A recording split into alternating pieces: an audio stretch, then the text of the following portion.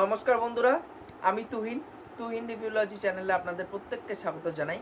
এখন কথা বলবো ইন্ডিয়ান টু বা হিন্দুস্তানি টু, সেটা ট্রেলার কালকে ইউটিউবে ড্রপ করা হয়েছে রাত্রিবেলার দিক করে ইউটিউব চ্যানেলে। তা কেমন কি লেগেছে এই ট্রেলারটি, তা আজকে মূলত আপনাদের সাথে সেটাই শেয়ার করব। তার আগে বলে নিই যে আপনারা চ্যানেলটা কিন্তু সাবস্ক্রাইব করছেন না, প্লিজ সাবস্ক্রাইব করে দিয়ে যাবেন চ্যানেলটা। আর তার সাথে সাথে আমার ইনস্টাগ্রামের লিঙ্ক কিন্তু নিচে ডেসক্রিপশন বক্সে দিয়ে রাখবো, ওখানে চাইলে আমাকে ফলো করতে পারেন, কারণ ওখানটা কিন্তু আমি ছোটো ছোটো সিনেমা রিলেটেড আপডেট দিয়ে থাকি। এবং ইনস্টাগ্রাম হ্যান্ডেলের যে নামটা সেটা কিন্তু স্ক্রিনে ফ্ল্যাশ করছে, সেটা আপনারা দেখতে পারেন। তাই এবার যদি ট্রেলার রিভিউতে ফিরে আসি, তা দেখুন শাঙ্কার স্যার যেইভাবে এই ইন্ডিয়ান সিনেমাটাকে আমাদের সামনে প্রেজেন্ট করেছিল, যে আমরা কি দেখেছিলাম যে সেনাপতির ক্যারেক্টারটা যেটা কামাল হাসান নিজে প্লে করছে, কামাল হাসান স্যার। তা কামাল হাসান স্যার যেখানটা প্লে করছে, সে দেখাচ্ছে কি একটা করাপশনের বিরুদ্ধে সে যুদ্ধ করছে।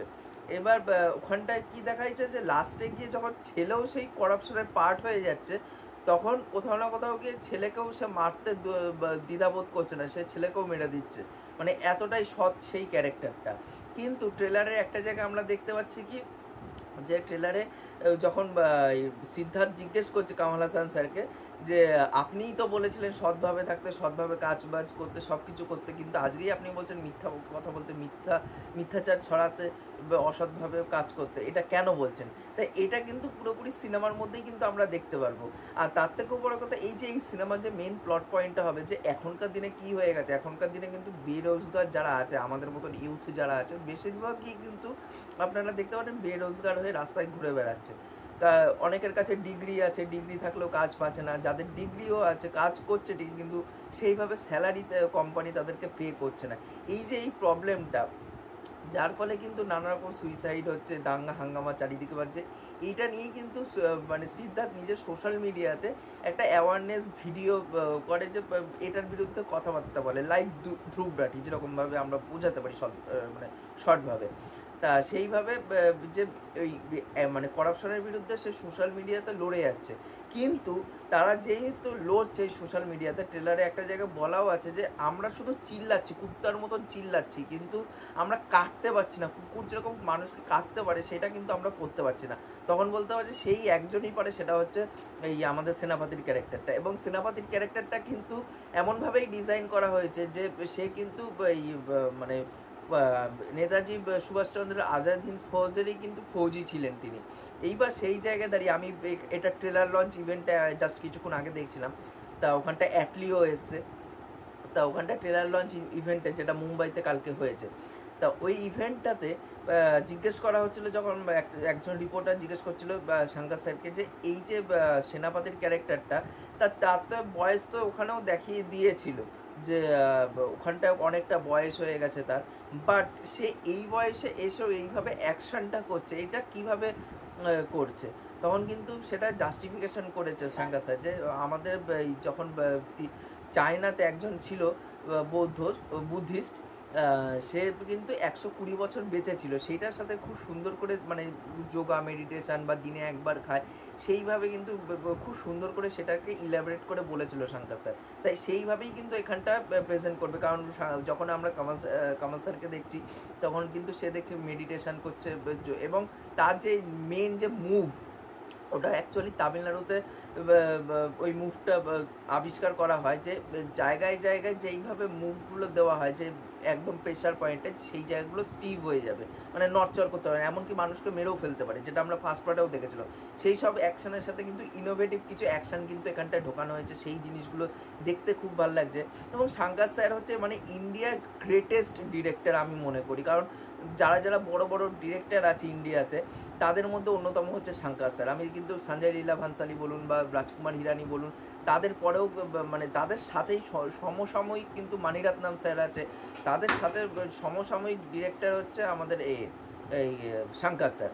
সেই জায়গায় দাঁড়িয়ে কিন্তু আমি শাঙ্কার স্যারের সব থেকে বড় ফ্যান, এবং কামাল হাসান স্যারের তো আমি ফ্যান বরাবরই। তার আমি ফার্স্ট সিনেমা দেখছিলাম চাচি 420, যেটা হিন্দিতে বেরিয়েছিল, ওটা তামিল সিনেমারই রিমেক ছিল, বাট ওটা চাচি 420 তখন আমার প্রথম ছোটোবেলায় সিনেমা দেখা কামাল হাসান স্যারের, তখন থেকেই আমি কামাল হাসান স্যারের ফ্যান হয়ে যাই। তারপরে আরও কিছু সিনেমা তার দেখি, তার যে ফিল্মোগ্রাফি, যেইভাবে সিদ্ধার্থ জিনিসগুলোকে ইলাবরেট করছিল ইভেন্টটাতে, সেটা কিন্তু খুব সুন্দর লাগে। এবং অ্যাটলি এসেছিল, অ্যাটলি সিনেমাতে যখন আপনারা দেখবেন অ্যাটলির ডাইরেকশন আমার খুব ভালো লাগে। হ্যাঁ, তার মধ্যে অ্যাটলিরও কিছু টাচ থাকে ঠিকই, কিন্তু অ্যাটলি যেখানে যার গুরু, মানে যে মানে গুরুর থেকে শিষ্য শিক্ষা নিয়ে যেইভাবে সিনেমার মধ্যে রাখে, যে অ্যাটলিস্ট সিনেমা তো ওই করাপশনের বিরুদ্ধে এই যে প্রোটেস্টটা, যে অ্যান্টি করাপশন, সেই জিনিসটাও কিন্তু অ্যাটলিস্ট সিনেমাতে থাকে, সেটা কিন্তু তার গুরুর থেকেই শিক্ষা নিয়ে তিনি করেছে।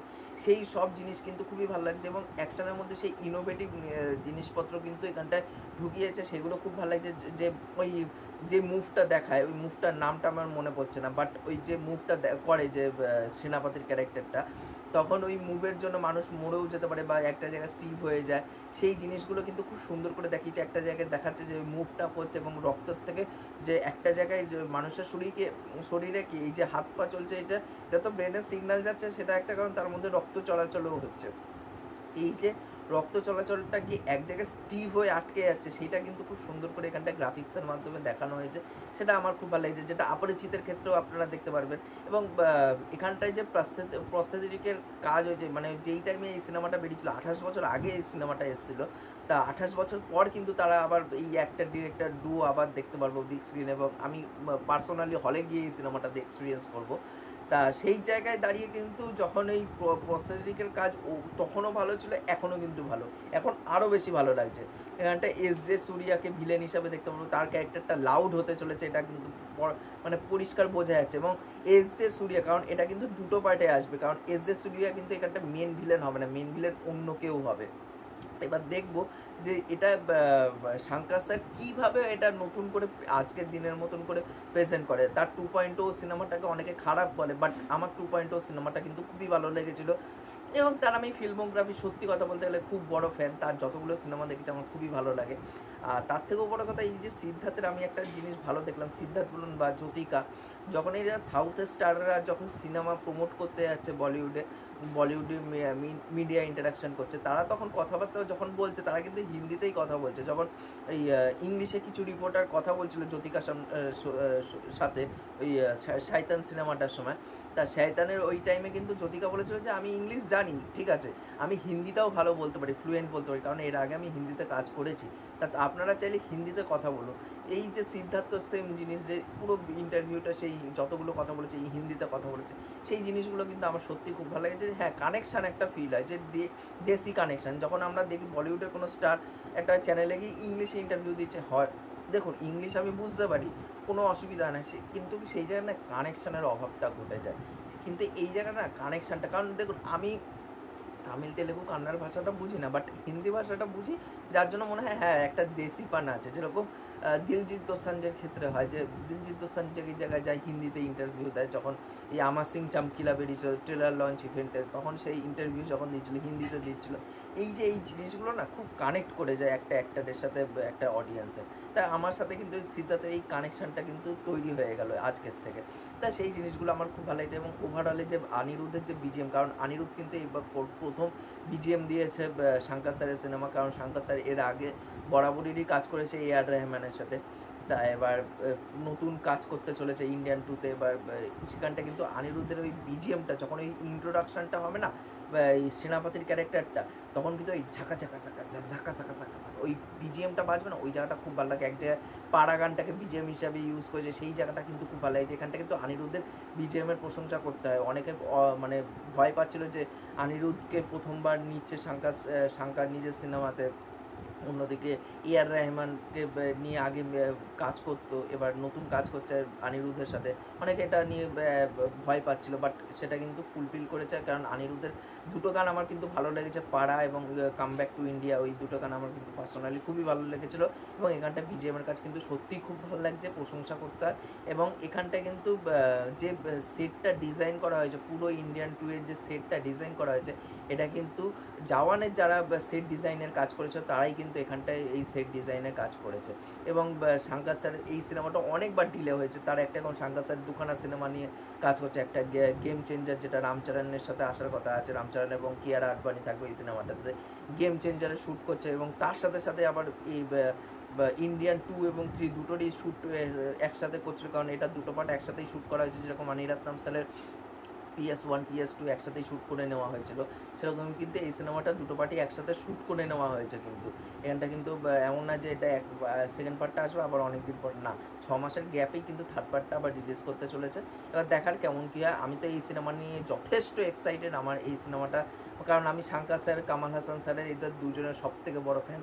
এবার দেখার এই সিনেমাটা 12ই জুলাই হলে বেরাবে, আমি হলে অবশ্যই দেখতে যাবো, দেখে এসে আপনাদের সাথে শেয়ার করবো। এবং তার থেকেও বড় কথা হচ্ছে কামাল হাসান স্যার মানে 2 মাসে 2টো সিনেমা আসছে এবং একটাতে অ্যান্টাগনিস্ট, একটাতে প্রোটাগনিস্ট। কালকেই রিলিজ করছে, কালকে 2898 ওটাতে অ্যান্টাগনিস্ট এবং ইন্ডিয়ান 2তে সে আবার প্রোটাগনিস্ট। এই যে ভার্সেটাইলিটিটা এবং কামাল হাসান স্যারের যে এত চরিত্র করেছে, এত লুক এক্সপেরিমেন্ট করেছে, সত্যি যেটা সিদ্ধার্থ বলেছে সেটা সত্যি, যে ইন্ডিয়ান সিনেমার ইনসাইক্লোপিডিয়া হচ্ছে কামাল হাসান স্যার। মানে এত ধরনের চরিত্র, এত ধরনের প্রস্থেটিকের কাজ, এত দিকে পারদর্শী, ডিরেকশন, রাইটিং, গান গাওয়ার দিক দিয়ে, লিরিক্স লেখার দিক দিয়ে, সব দিক দিয়ে পারদর্শী সে। তা ওভারঅল আমার ট্রেলারটা খুবই ভালো লেগেছে। আপনারা কমেন্ট করে অবশ্যই জানাবেন যে আপনাদের এই ট্রেলারটি কেমন কী লেগেছে। আর এই ভিডিওটি ভালো লাগলে অবশ্যই লাইক শেয়ার সাবস্ক্রাইব করে দিয়ে যাবেন, তাহলে মোটিভেশন পাবো নতুন নতুন ভিডিও বানানোর জন্য। এখনকার মতন টাটা, বাই।